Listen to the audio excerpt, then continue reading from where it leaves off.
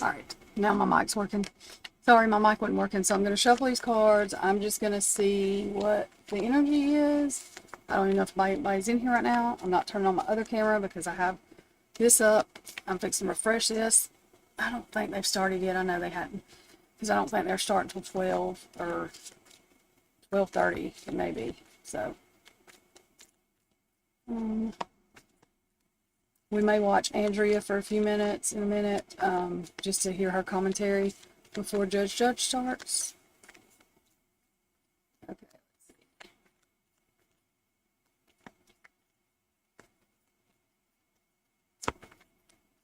Just a second. Okay, so that's as much as I'm shuffling them. So the energies are alien, telepathic, dream songs. That's my connection card. Okay,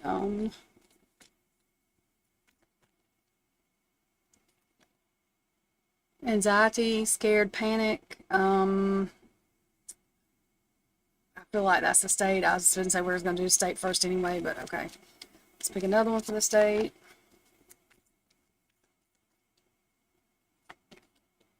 Crickets, silence, no action. Okay.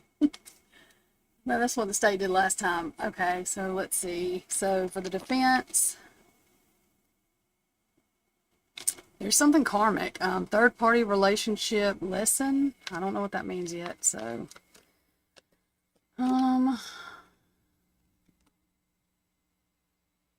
financial support, child alimony government, which she is a public defender. So, okay, so one more. Searching, online looking for records, which I think they're searching for the stuff they need. So we'll pick one more for the state, since I did 3 for the defense. Obsession, must have indulgence. So yeah, we're going to leave these out just so we can see them later on. And I'm going to do, I've got to get my thing up. Do I have this up already? I do. Okay. So, oh God, I'm going to do these. These are the Mildred Payne. They're not the mini deck. It's the like regular size deck, I guess, or the regular size card deck. But they're just little like, I'll show you. So, what is the...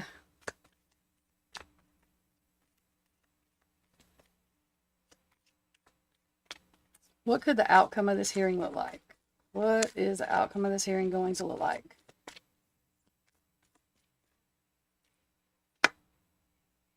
Oh, 62, pitchfork. I'm just not to let my dog in here because she's about to get on my daggum nerves. Okay, so I got 2 of them out. So 73 diamond, 14 moon. Let me let my dog in here before I have to kill her. She's getting on my nerves. Get in here. Let's go. Let's go. Let's go. Get over there. Get, go. Get, go. Okay. Okay, so I'll pick one more that will be like, just, I really didn't do sides this time. I just said, what could the outcome of this look like? So I just want an even number. So dagger. So that's number 19. So we have 14, 19, 62, and 73.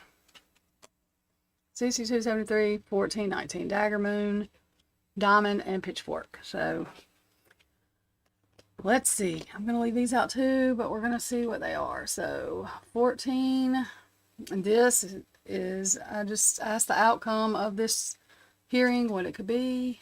So 14 moon, natural cycles, lunacy, dark emotions, a wayward soul. 19 dagger, deceit, betrayal, hidden aggressions. Okay. Pitchfork,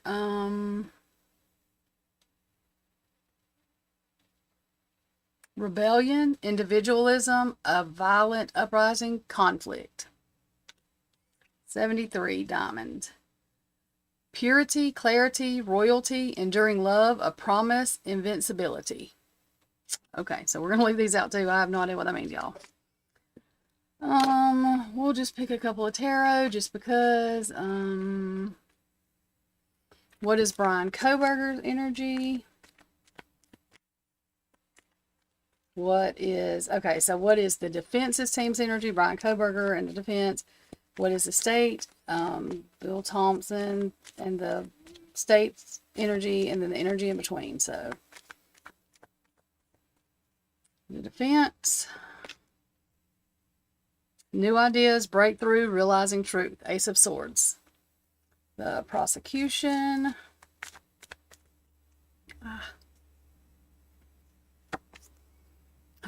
The devil. Release, independence, reclaiming power.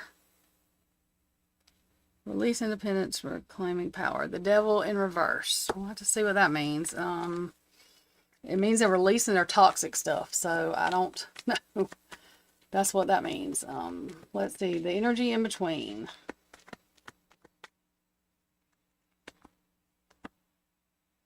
Two of Wands. Personal power, moving forward, embracing change. That's the energy in between. So we'll have to see what that means too. Okay, so I'm just going to pick just like two more. I won't.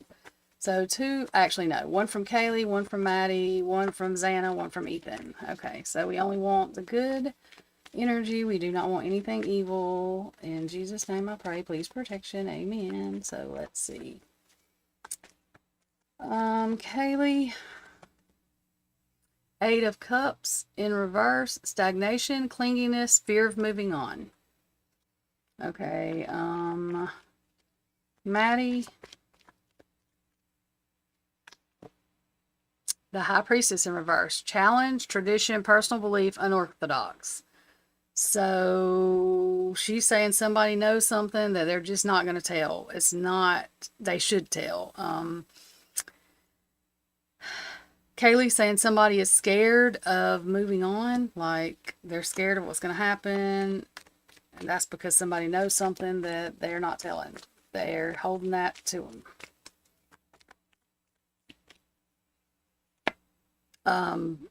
XANA, sorry. Page of Swords in reverse. Malicious, gossip, two-faced, all talk. So somebody is gossiping, two-faced, and all talk. And Ethan. Okay, Ethan. Four of Coins, Four of Pentacles in reverse. Making large purchases, giving to others, letting go of the old.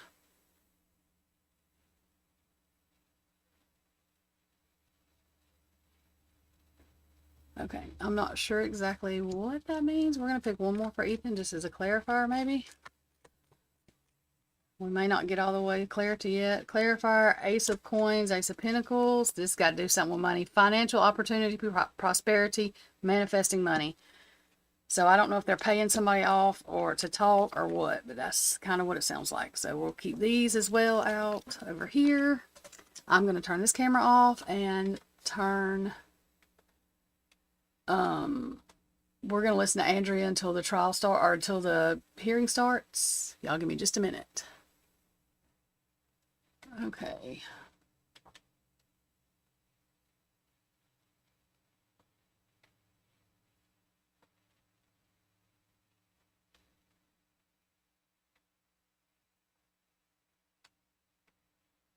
Okay, let's see. Ow. Let me get Andrea up. Y'all give me just a second. Let me refresh this and make sure that it ain't started. It may have though. Oh, it has. Sorry, y'all. Sorry. Hang on. It just started. Okay, so let's get on record, please. Thank you. Let me fix this microphone. This is the state versus Bryan Kohberger case number CR 29222805. Mr. Kohberger is present in the courtroom. He's represented by Ms. Taylor, also Ms. Masseth, and also Mr. Logston. The state is represented by Mr. Thompson, Ms. Jennings, Mr. Nye, and Ms. Allen? No. Okay. Is also subbing in for Ms. Beatty. Do I have that right? Yes, Your Honor. Okay, thank you. All right. We have motions to compel discovery, 4th and 5th. There have been some supplements. In more recently, I think I got a couple on May. Well, 28th, I believe. So we need to sort that out. That's going to be in the morning, and that is open, obviously. And afternoon, starting at 1:30, we're going to address genetic genealogy. I think that's the plan. Okay, so starting with you, Ms. Taylor. Thank you, Your Honor. After last week, we had one witness testify, and I have 2 additional witnesses this morning, and then there will be witnesses this afternoon in closed session as well. Okay.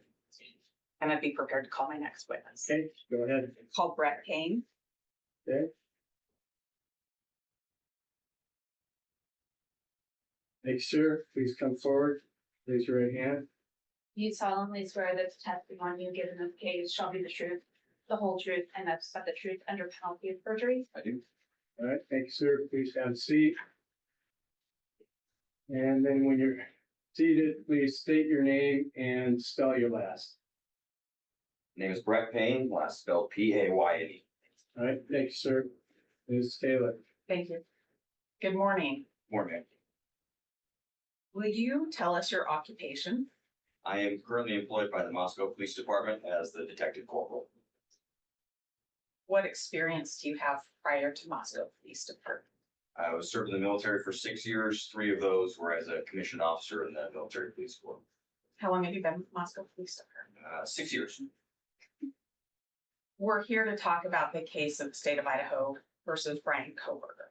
Have you worked on that case? Yes, ma'am. What is your role in that case? I was assigned as the case agent for Moscow PD for that investigation. Does case agent mean you're the person in charge? Yes, ma'am. If I called you the lead detective, would that be a term that means the same thing as person in charge and Yes, case ma'am. agent? Yep. Okay, thank you. What were your general responsibilities as the lead detective in the case? So when I became case agent, I was assigned to work the command post that was established at the Moscow Police Department, along with my partners in Iowa State Police and the FBI. We managed the command post and directed the general direction of local investigation. Would that mean you would be a person to write warrants and affidavits in support of warrants? Yes, ma'am. Did you conduct or direct interviews? Yes, ma'am. And did you search for a suspect? Yes, ma'am. Were you the go-to person and the person in charge for evidence that would be brought into Moscow Police Department to support your case? No, ma'am, I was not. Who's in charge? That would have been our evidence custodian. As the lead detective, were you aware of the evidence that would be under the control of the evidence custodian? Not entirely. I was made aware of basically the most pertinent evidence that was coming in, but was not aware of every single piece of evidence that was brought into the police. Okay. During the course of, I guess, the investigation from November 13th forward, was there videos that were collected, like a video canvas done of the community? Yes, ma'am, there was. Is that something you were involved in? No, ma'am, I was not involved in the direct collection of those videos. Who is responsible for the video collection and knowing what videos exist? So the way that worked was individual investigators who went out in the community and collected those videos, brought them back to the police department and provided them to our digital forensics office. And then they were later booked in through that channel. So the digital forensics office would be the responsible entity to receive these pieces of video surveillance, is that right? Yes, ma'am, I would say it was a dropping off point for those pieces, yes. And who is that person? That was a joint effort between Detective Mowry and several people within the FBI.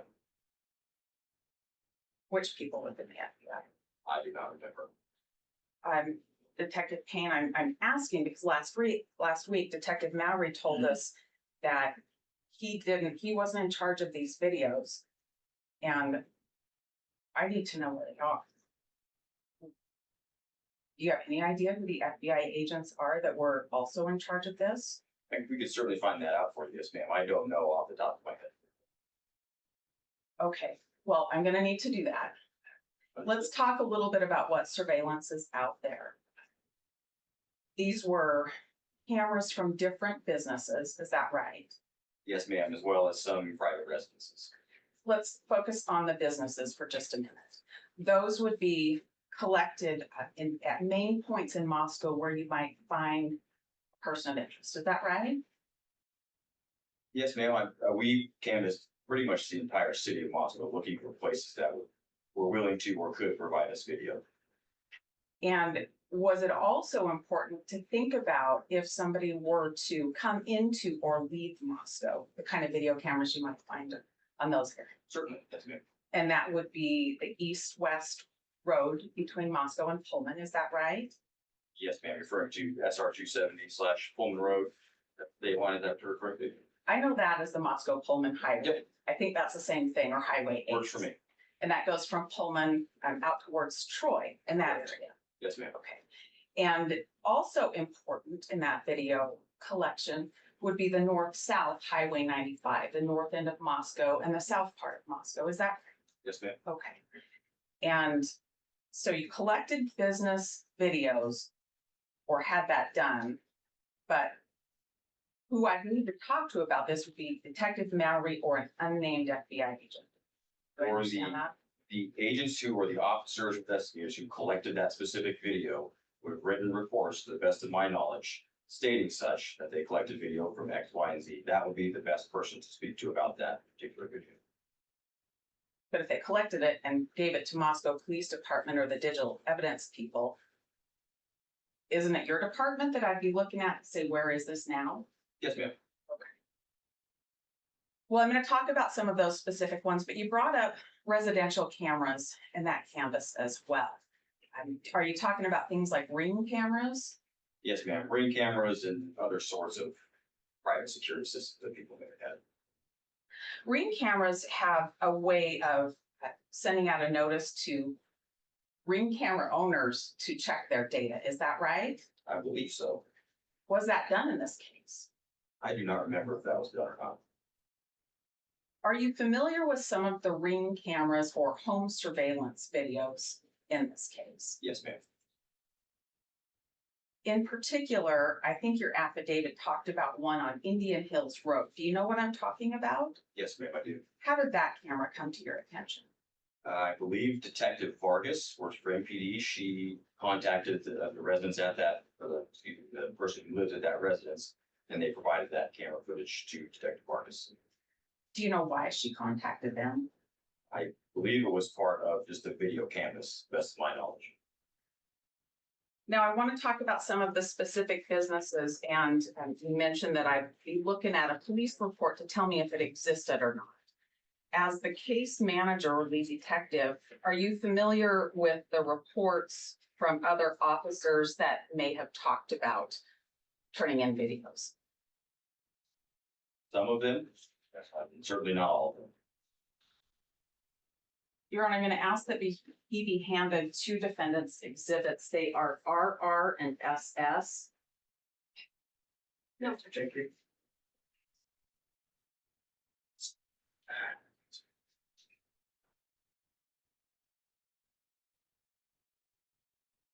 One of the videos I want to talk about comes from the Red Star Coffee Company. Do you know where that business is located? Yes, ma'am. Where is it?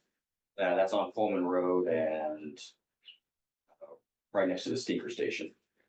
So the Pullman Road that's also known as Moscow Pullman Road, that within the city of Moscow? Correct. Okay. And if you look at exhibit RR, and if I can draw your attention to on page 2 to paragraph 9 and page 3, paragraph 9 continues over there.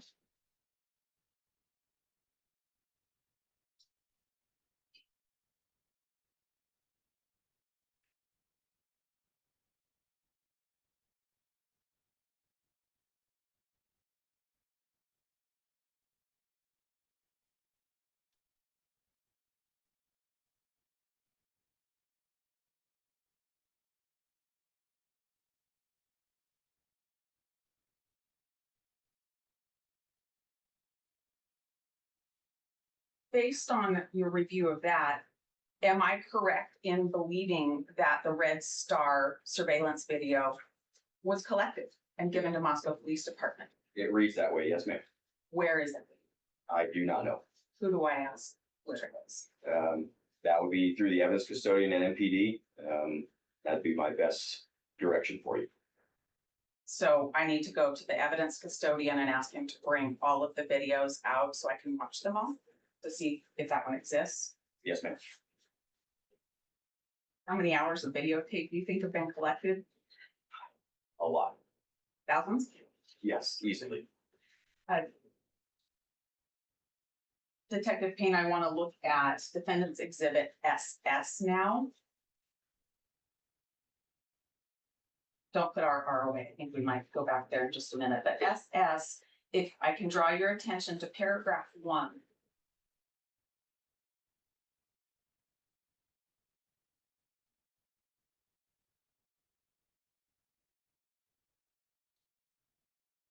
Okay.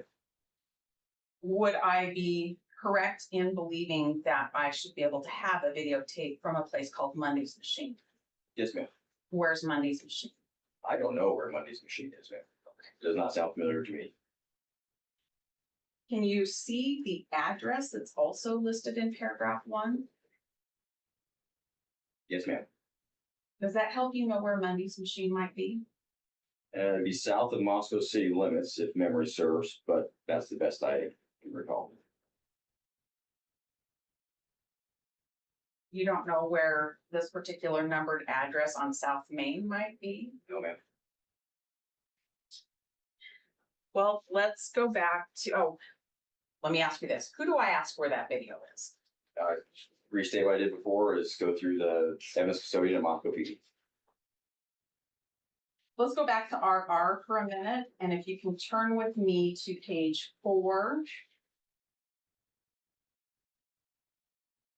I'll draw your attention to paragraph number 21, particularly subparts B, C, D, and G. Do you see where I'm talking about? Yes, ma'am. And there, we're talking about 4 different businesses all within the city of Moscow. Is that right? That is correct. And those are on Main Street in Moscow. Is that also right? Yes, ma'am. All right. And if I read the first sentence in that paragraph, am I correct in believing that Moscow Police Department should be in possession of all of those videos? It reads that way. Yes, ma'am. Where are they? I would have to direct you to the video that have been turned into the evidence lab in Moscow PD.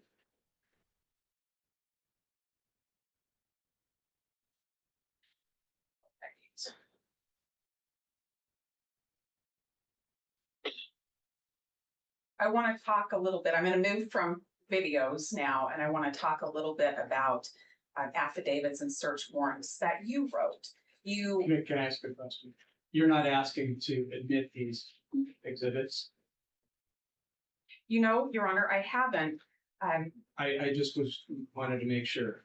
Yeah, I haven't. The court has those in a pre-filing to put the court and counsel on notice of things we talk about. I'm not going to ask that these be admitted this way. Detective Payne didn't write them, but he's familiar with the content, so I think I have your questions answered. Thank you. Let's talk about affidavits and search warrants for a minute. Did you author affidavits in this case? Yes, ma'am. And did you use affidavits you authored in support of search warrants to obtain information that you wanted to take a look at? Yes, ma'am. And did you author the affidavit that was used for the arrest warrant for Bryan Kohberger? Yes, ma'am. What did you rely on when you wrote these affidavits? Be more specific. Yes, let's focus on the affidavit for the AT&T records. There were 2 search warrants on December 23rd of 2022. Are you with me? Yes, ma'am. Okay, so let's talk about those search warrants and the affidavit. First, the affidavit. What did you rely on in the affidavit you wrote for the first AT&T search warrant on December 23rd, 2022?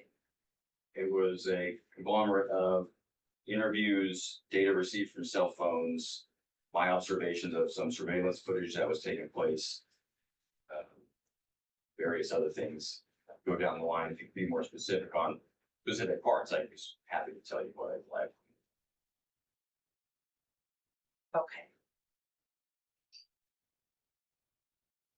There was a part of the affidavit where you talked about WSU officers identifying white Elantras. Yes, ma'am. And there was a part of the affidavit where you talked about 2011 to 2013 Elantras, and then it expanded to 2016 to include the year of 2016 Elantras. Yes, ma'am. What I want to know first is what you relied on to expand that search from 2013 to include 14, 15, and 16. That information was provided to FBI Special Agent Imel. He's a vehicle identification specialist. He used snapshots from the previously mentioned surveillance videos, and that was his determination on the types of vehicles we should be looking for, rather the year range we should look for. It would be in his report, would be more specific, but that was what I based the affidavit off of, that portion of it. I understand as far as when we get to 2013, but when we go beyond that, what did you rely on to get beyond that? It would have been his input as an expert in vehicle identification. That's what Okay. we relied on. Part of your affidavit talks about WSU officers finding white Elantras. And I believe there was an officer that you had some communication with. Do you recall the date you had that communication? I do not recall the date. Did you have some messaging system exchange with this officer to talk about that? Yes, ma'am. Is that the only means of communication you had with this officer? No, ma'am. I believe I spoke to him on the telephone as well. When you spoke to him on the telephone, how did that relate to the date of the messaging? It would have likely been, if memory serves, it would likely been that same day. Okay. Does December 20th, 2022 sound familiar to you? Yes, ma'am. And so this conversation with this officer from Washington, it related backwards to when he noticed an Elantra, is that right? Yes, ma'am. But when he noticed it, you didn't know about that yet. Is that also correct? That is correct. Okay, so you don't know about him or talk to him until December 20th, 2022, correct? Yes, that's correct.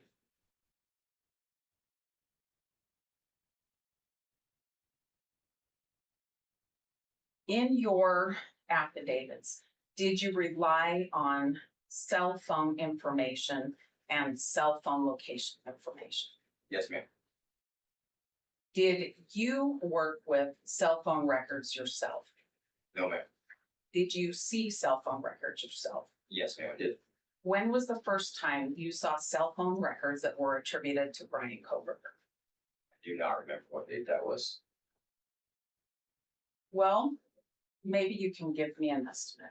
We know on the 20th, you're talking to WSU about an observation from a month before.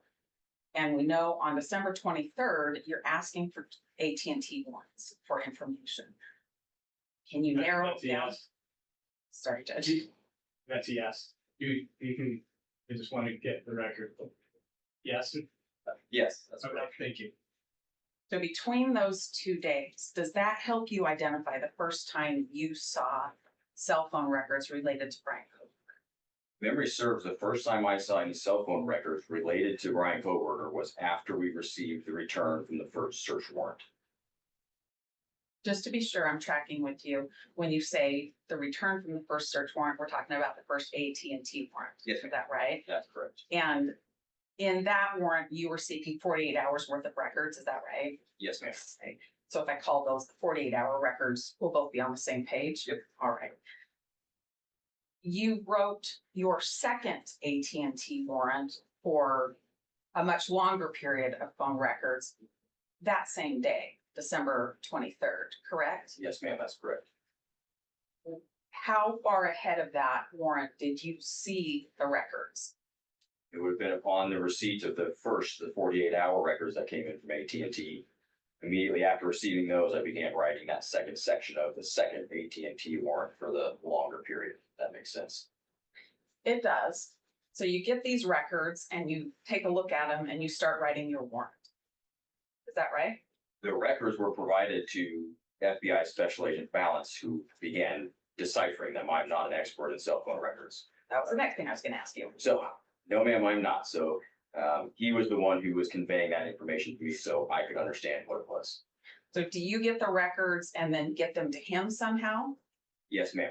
The records do they go directly to Balance? I do not recall what the distribution was on the return itself. I do not recall that. Are you and Balance exchanging emails about these records? No, ma'am, not that I remember. How did you get them to him? We were co-located. At the time, Detective Balance was at the Moscow Police Department about 30 feet down the hallway. Are the two of you exchanging text messaging during this time? I do not remember if we texted during that time. I may have a record that would refresh your memory. I'm certainly not seeking to have these admitted, but I'd like to hand him some records to see if we can refresh his memory.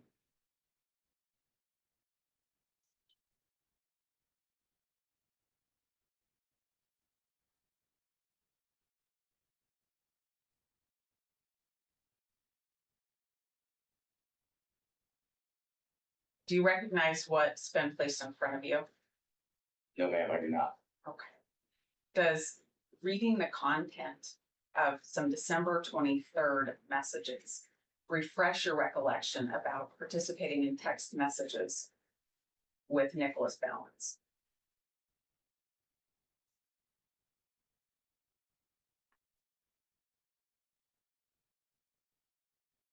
It really does not, ma'am. Will you look at, there's 3 separate stapled documents. Will you move that one and go to the next one? Still on December 23rd? Yeah.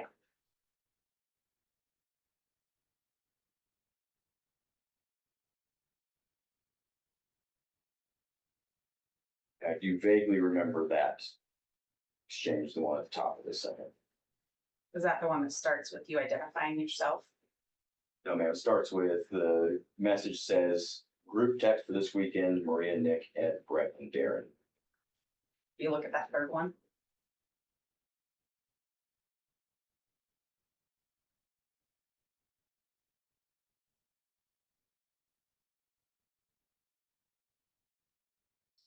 Seems vaguely familiar.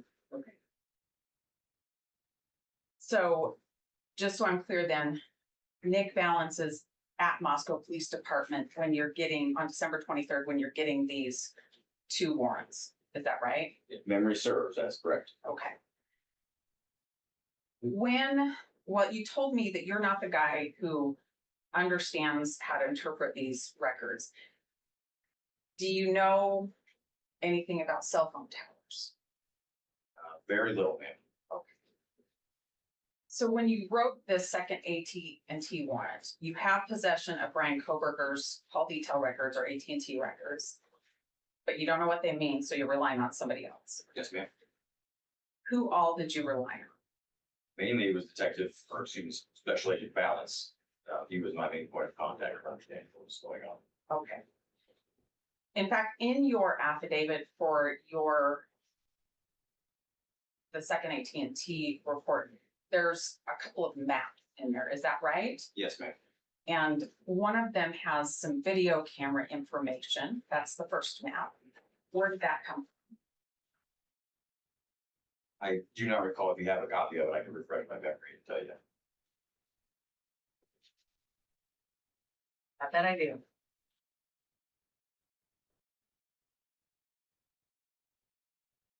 I have what we've marked defendants B.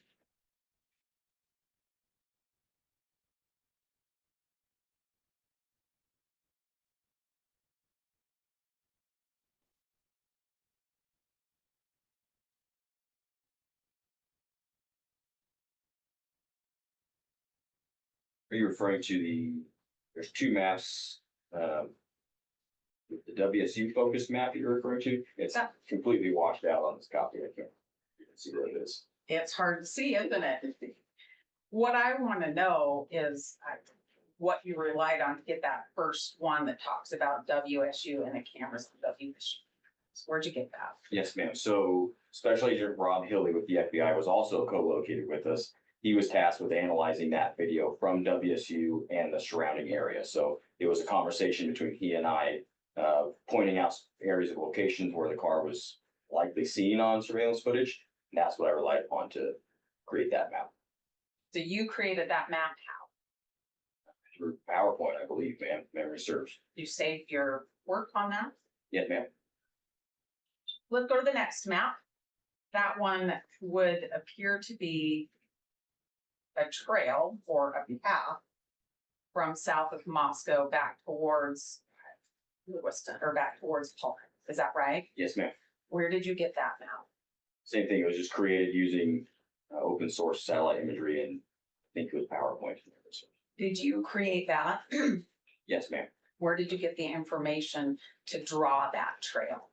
So that was used from the cell phone records referred to me by Special Agent Balance on his interpretation of possible places where someone could have driven between the location that it starts there and then back to Pullman. So you did this on some open source mapping, not anything from Nick Balance creating a visual for you. No, ma'am. I did view a draft report from Special Agent Balance to help me conceptualize this, but it did not look like this map. Where's that draft report? It is, best of my knowledge, it's already been provided to the prosecutor's office through the FBI channels. Is this the lengthy past draft report or is it a different draft report? Well, it would have to be the draft cast report. That's the only cast report I'm aware of from Special Agent Balance.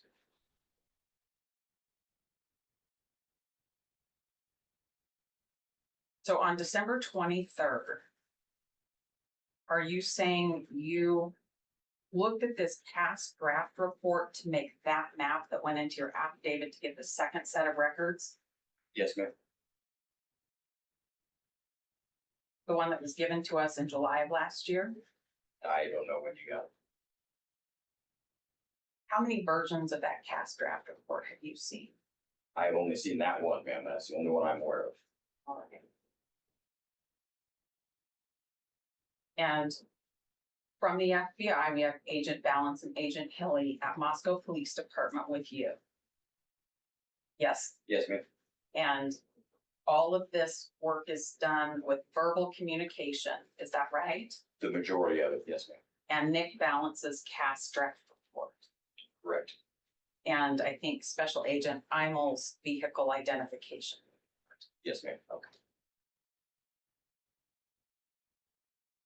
Let's talk about what you were seeking to get in this. Well, let me ask this before I leave the second search warrant. Is there anything else you relied on to obtain that second search warrant to compose your affidavit? Like I said earlier, we relied on cell phone records from surviving roommates as well as the victims. We relied on interviews with the two surviving roommates that were present at the time. We relied on the surveillance footage, cell phone data. I'd have to go paragraph by paragraph, but that's what jumps to mind. Of those things, are you relying on other people's work to put that all together? Yes, ma'am. Now I'm ready to talk about the things that same day as the first one. And was there anything else from AT&T that you saw or relied on to get the second one off the ground? No, ma'am. And in the first AT&T search warrant, are you aware that part of the request was for timing advance reports? Yes, ma'am. And in fact, that also appears in your second search warrant request, right? Yes, ma'am. All right. And not only do you ask for the timing advance reports from AT&T, you ask for them from several other companies, correct? Verizon's version of it, T-Mobile's version of this kind of timing advance report, is that right? Yes, ma'am. All right. When was the first time you saw AT&T's timing advance? I do not recall when I first saw it. Where is it? To the best of my knowledge, all of that information from those returns has been provided to the prosecutor's office. If I tell you I don't have a timing advance report or any from the other phone companies, where do I look for them?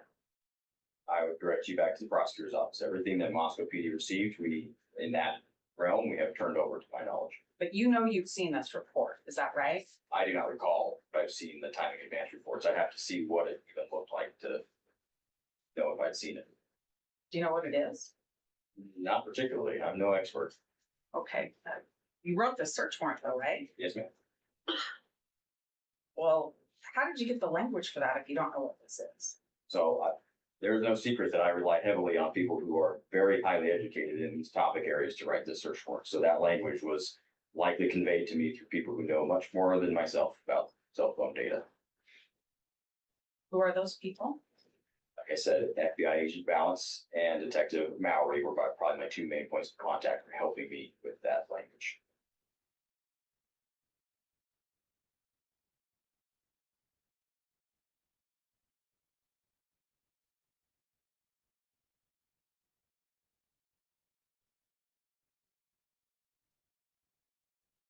During the course of your investigation and work on the case that became the case that we're here for now, did you communicate with Agent Balance by email?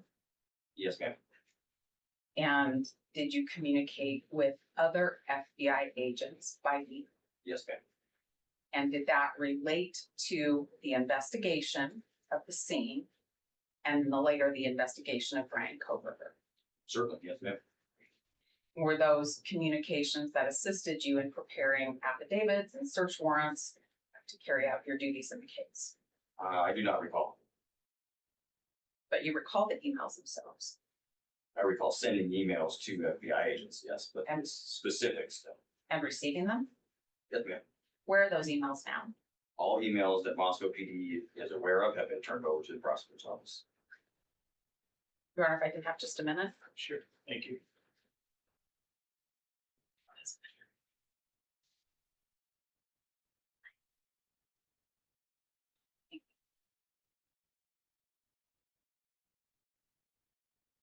Thank you. I don't have any other questions for now, but I think you have a couple of exhibits on that front end. If you don't need them for us, maybe I'll take them back. Well, hold on. Do you have any questions?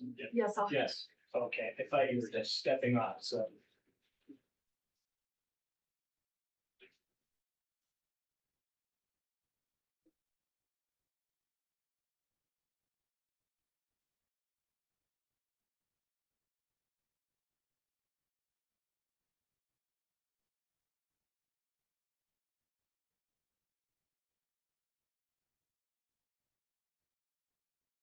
Denny? Yes, thank you. Go ahead. Morning. Good work. Your knowledge, has all the evidence in Moscow Police Department's possession been turned over to the state for us to discover? Yes, ma'am. Have you facilitated the defense visiting MPD to review the physical evidence in this case? Yes, ma'am. Approximately how many times have you done that? I had to guess, I'd say 6. Now, let's talk specifically about this video surveillance. Explain to me the process for collecting video surveillance. So in this investigation, the way that played out was we directed the investigators to go into the community and collect any available surveillance footage there was. Once they had done that, they were tasked with bringing it back to Moscow Police Department, placing it in the digital forensics lab, and then writing a supplemental report on where they collected that information. That was the process. Do you know how many agencies helped in this video canvassing? Certainly the FBI and the Idaho State Police. I'm not sure if any other agencies helped. I don't know. Do you know approximately how many agents were out collecting video? easily over a dozen. I don't know the specific number, but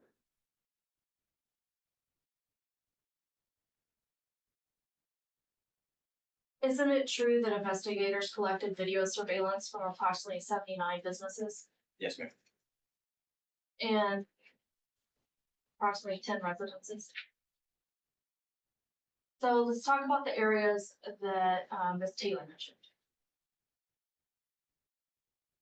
Isn't it true that there's other surveillance video capturing the Moscow-Pullman highway, specifically on the way to Pullman? Yes, ma'am. Isn't it true we've turned over video for banks Yes, on ma'am. that highway?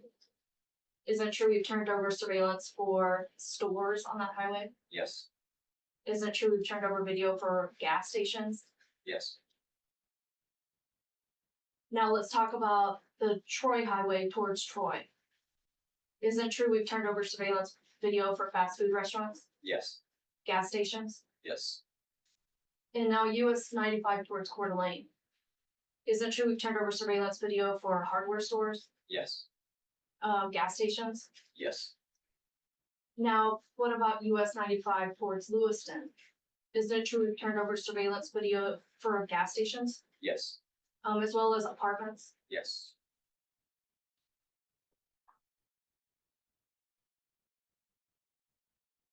Now let's move to your PC affidavit. Can you explain to me what did the investigation look like during the time that you were writing that affidavit? So as I said, the command center was established at the Moscow Police Department. The command center consisted of myself and numerous partners from the FBI and the Idaho State Police. We were all co-located there at Moscow PD. We also had individual sections assigned to do various tasks, collect video, conduct interviews, so on and so forth. The majority of those people were also co-located at the Moscow Police Department. So as the process for developing this affidavit began, those people would just come into the command center and relay information that was deemed to be critical or important. The reason for that was to shorten the chain of information to make sure that the folks, myself and my partners in the command post, got the clearest view of what the investigators on the ground were actually retrieving and learning as this went on. As they relay that to me, I input that into the affidavit. And is that standard to rely on what other investigators tell you when you're applying for warrants? Absolutely. And is that what you did? Yes, ma'am. And is what you relied upon detailed in your probable cause affidavit? Yes. Now, talking about the timing advance records, are you aware that AT&T didn't provide timing advance records in December of 2022? I do not remember.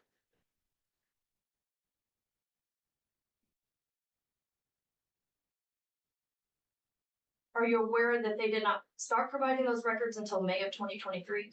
Objection, lady. Cross-examination. It is overruled. Go ahead. I'll re-ask. Are you aware that AT&T did not start providing those records until May of 2023? Yes. I don't have anything further. Thank you. Ms. Taylor? Thanks. Let's start there. May of 2023. Do you have timing advance records now from May of 2023? I would have to direct you to Detective Mallory to answer that question. Don't know. Okay. Did you write a new warrant for them in May of 2023? I do not recall. If you included them in two separate warrants in December of 2022, but they didn't provide them, why would you do that? It was the language that was suggested to me to write the affidavit, so.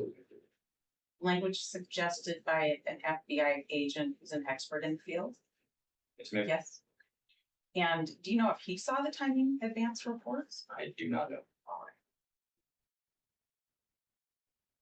Now, those first and second AT&T warrants were how many hours from receiving the return on the first one until the second one was given to Judge Marshall at 4:45? I do not remember.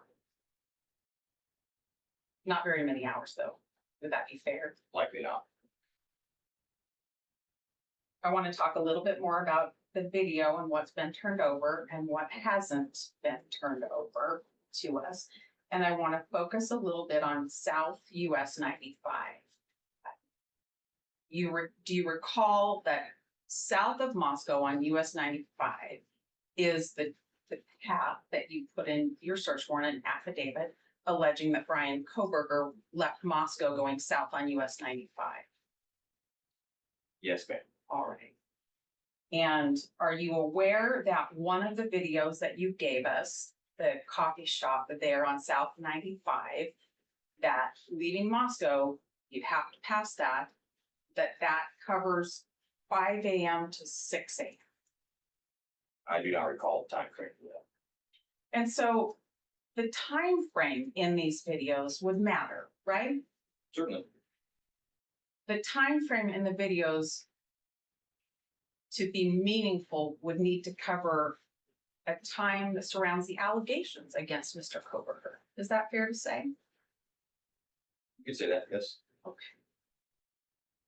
And are you aware that Watson Kari Construction had a video, and that also has a very limited time frame, like 5 a.m., just 1 hour of video also? Sounds vaguely familiar, yes. And that's also south on Highway 95, is that right? Yes, ma'am. And the one we talked about today, Monday's machine that nobody could find, that clearly was given to Moscow Police Department, that's also south on 95. Yes, ma'am. Okay. I understand that you had a lot of help on canvassing and collecting things. There was a lot to do. But as the lead agent and the lead department, is there some kind of inventory of these videos, like a general inventory that would help me know what you have and why you don't have the relevant timeframes? The inventory that would be most useful to you is the inventory of evidence that has been booked into the Moscow Police Department. That's the inventory. And I did come see the evidence. That's fair. I did come see the evidence. We didn't watch videos together though, did we? No, ma'am. And would you agree that that evidence is on thumb drives with stickies on papers that tell us different things, but not like an inventory of what's on each thumb drive? I am not aware of an inventory of each individual thumb drive. Okay. So for us to do that together would take some days to inventory it all together. Is that right? Yes, ma'am. And that's my best way to try to find this Monday's machine Certainly. and Watson Kari Construction. Yes, ma'am. That's it. Thanks. All right, Ms. Taylor, anything to follow up on that, Ms. Jennings? Oh, just one second.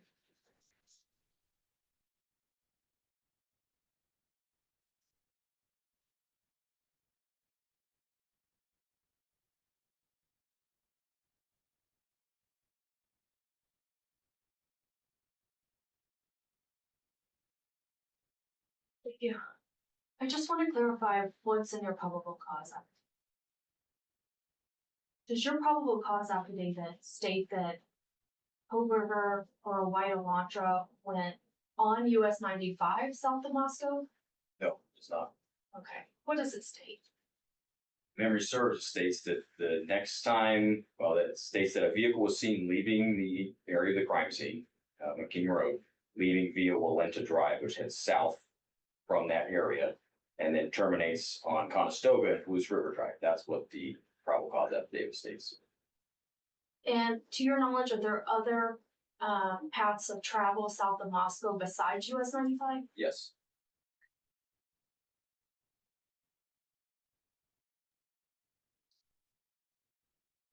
And what's that other route?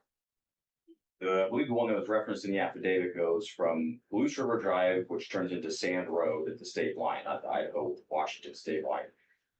That road continues westbound until south of Pullman and eventually leads north into Pullman at Bishop Boulevard, if memory serves.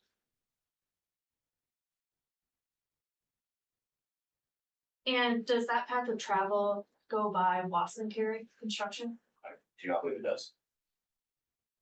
Did you attempt to obtain surveillance on that path of travel that doesn't go through 95? Yes, we did. And were you successful? I don't believe we were. I don't have anything further. Okay, thank you, Ms. Taylor. Are you testifying that Mr. Kohberger did not use Highway 95 south of Moscow on November 13th? I'm testifying that there are various routes that a person could take south of Moscow To include Highway 95, there are also several others. Which one does your map depict? I believe the map starts well south of Moscow, or more towards Genesee, and there is the line that starts there. However, I would direct you to the paragraph at the beginning of the map that says this is a possible route to travel between the two locations. So you're just not sure. Yes, ma'am. Okay. That would include then Highway 95 south of Moscow. Yes, ma'am. What? And that would include other possible routes. Yes, ma'am. How many video surveillance attempts did you make to get video from businesses or homes on all of those routes? I do not recall, but it continued for some time, attempting to find additional video footage. What did you find? Nothing to my recollection. Not one video depicting the car. To my memory, no. Good enough, thanks. All right. Thank you. Okay, great. Can this,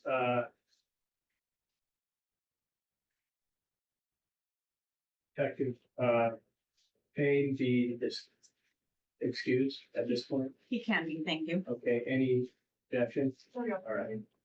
Thank you, sir. Thanks for being here. You can, you're free to stay or leave. Thanks, sir. Thank you. Your Honor, we call Ray. Okay, thank you.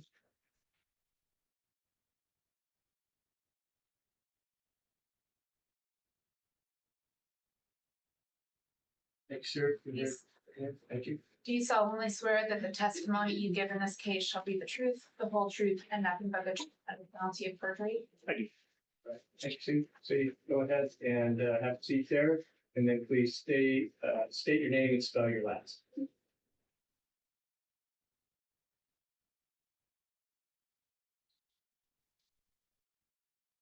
I, Ray, R-A-Y. Thank you, sir. Ms. Taylor. Thank you. Good morning. Good morning. Will you tell us what you do? I have a handful of different jobs, but primarily for my role here, I do a lot of consulting, analysis, and evaluating geolocation data as it pertains to mobile devices. Let's talk about how you got to that place where you provide consultation on devices and geolocation. Okay. What background led you to this job?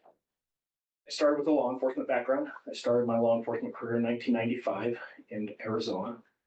Started working with the first set of cell phone records in that capacity in 97, late 1997. There wasn't a lot of training. Obviously, cell phone technology and the use of that in criminal investigations was very new and novel at that time.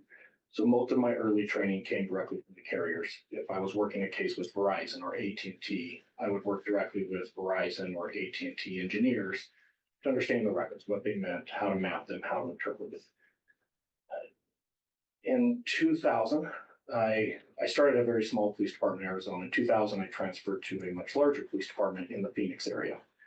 When I made that transition, I took more of an investigative role. I was previously a patrol officer. That investigative role, I started with a DEA task force where I worked with drug narcotic interdictions, and the primary role there working with cell phone records. So I had some more training experience in that capacity. In 2001, late 2001, I left that position and I went into a full-time investigations position. I started with sex crimes and child crimes. Again, using cell phone records and attending what training was available. Again, most of that is from the carriers directly. About 2004, I moved out of sex crimes and child crimes into persons crimes or violent crimes. So any type of a dangerous or violent crime against a person. Continuing to work with cell phone records and attending what training I could. In 2008, I was promoted to sergeant and I was immediately put into a homicide robbery sergeant's position where I stayed until 2010. Around 2004, I started doing a lot of work with cell site simulators, and that is a piece of equipment that allows you to physically go out in the field and find a mobile device. In a very brief summary, it's the ability to create a fake cell tower that is mobile, it's in a vehicle, And if I can analyze your phone records and determine a rough area that you're at, I can put this mobile platform in that area. Your phone will register to it and I can physically track the phones. It's in courtrooms, it's in a bedroom, wherever it may be. In 2007, our agency purchased that equipment. So prior to that, I was working with other agencies looking for devices using it. 2007, we purchased our own equipment. That purchase also prompted more training. There was a company, it's owned by Boeing. They came in and I had 80 hours at that point specific to cellular network engineering, how to go out and actually conduct these surveys to understand how a particular cell phone network works in a particular area, how to replicate, how to create a cell site that looks legitimate in that area. I worked with that company for a number of years in doing that, hundreds of hours worth of back and forth working, actually going out in the field and doing this. In 2010, I had an opportunity to go to Afghanistan as an advisor in charge of an undercover Afghan police team that targeted IED cells. And again, we would look at different types of technology that we could leverage in doing that. I came back in late 2010, early 2011, and went back to the police department. In 2012, our department created a position that this was a full-time position. Now that's all I did was track phones pretty much every day, using cell site simulators, using phone records, whatever technology we could leverage. Because of the lack of training that was available when I was a younger officer, in 2007, I started a training company. At the time it was called Phoenix Training. And I created a training company to provide law enforcement training, specifically as it relates to cell phone records. I've been providing that training from 2007 up to, we're about 2013 now. I was really frustrated with the lack of software and training available to law enforcement. It's very complex and clunky, for lack of a better term. So I began researching and teaching myself how to do some basic computer programming. And I wrote a program that I could take phone records from any carrier in the United States and I could put it in this program and it would immediately map hundreds, if not thousands of connections. It was pretty unique at the time. There just wasn't a lot of options out there that was doing the geolocation. There was a lot of analytics to who's calling who and how often they call that person. But specifically to put it on a map for detailed geolocation data, there was a big gap in the market. It worked. It worked really, really well. And at the time, because we were tracking phones in the field, it gave me this very unique opportunity where I could use a search warrant, get phone records, analyze the phone records, come up with a hypothesis that this phone is most likely Thursday at 2 a.m. going to be in this neighborhood, and then physically go to that location to recover the phone. And then I could evaluate, was I right? Was I wrong? Do I need to tweak something? Mid-2013, our agency was assisting a lot of other agencies because we had, for lack of a better term, we had progressed significantly on our ability to find the phones. I had a lot of agencies asking me for a copy of my mapping program, and I was just about at 20 years at that point. I realized maybe it's time to go do something else. So in May of 2014, I retired from the police department and I started a company called ZETX, Z-E-T-X. And we offered a couple different things. So we had the mapping program that I just described. Obviously, when I'm running it on my laptop, it can be a little clunky. It doesn't have to be perfect. When we started business, we actually hired computer engineers to come in and take what I had written and scale it to a national platform. So we offered the mapping services, which was both real-time and historical. We took that original training class that I had built and we scaled it out. So we had a basic 40-hour, that would just give you the nuts and bolts of how to look at phone records, what they need, what type of records to obtain. We also started a subject matter expert course. It was one of the first courses in the country where law enforcement could actually come in and become certified as subject matter experts in this field. Did some training courses as well that we created on driving testing, so the ability to go out and scan and monitor cellular networks. Because of those two features, my job duties changed dramatically, where I found myself consulting with law enforcement daily, sometimes multiple times in a day, on cases very similar to this case, where I would have a law enforcement agency that's using our product or has attended our training that would call me for some type of review or analysis. And I've lost count. It's thousands and thousands of cases. To put that in perspective for some just general numbers, I sold this company in 2021. At that time, around 2021, 2022, the system had mapped over 2 billion phone calls in the United States. We were seeing thousands of uploads a week. We had created this program in 2014 that if any law enforcement agency in the country called us because they had some type of a crime, we would overnight them a drive test scanner, which gives them the ability to go out and do a forensic examination of cell tower networks. It was no cost. We ate all of the cost of this. So we paid for the scanners. Initially we paid for the shipping. And the idea there is we wanted to create a national tower database that would have just a collection of drive tests. I want to say we have over 3 million towers in that database today that have been scanned or measured in some capacity. I am unaware of any other database in the world like it. And we use that to feed the mapping platform to increase the accuracy of the mapping. Something that we did that was very unique with our company is we actually provided an estimated coverage area.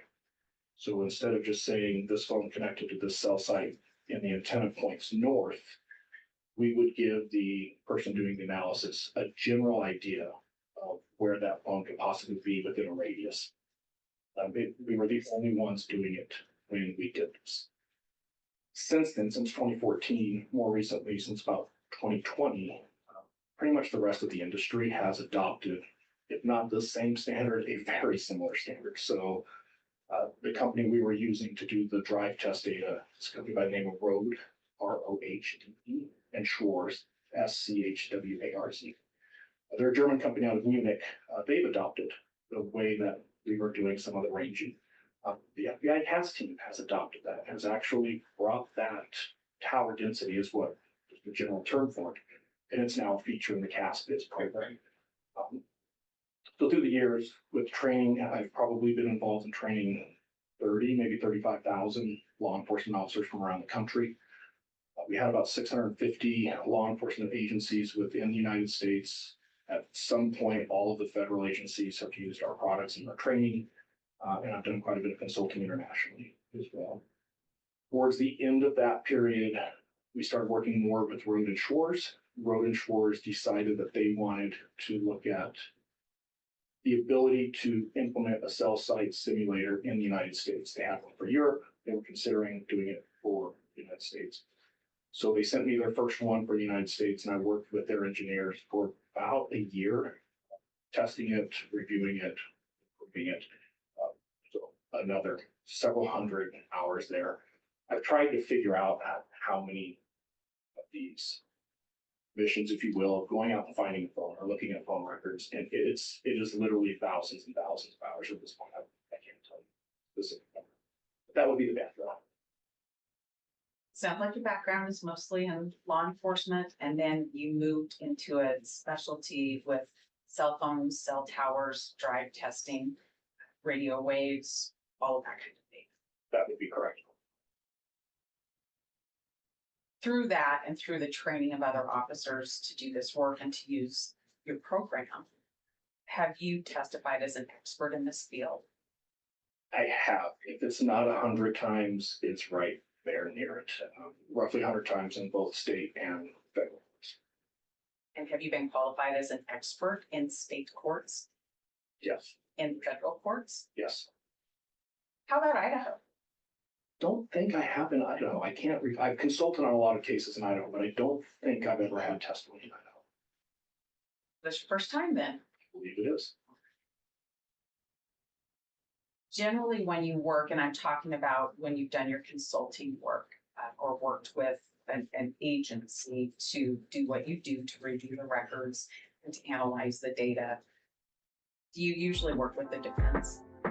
This is the first time I've ever testified for it.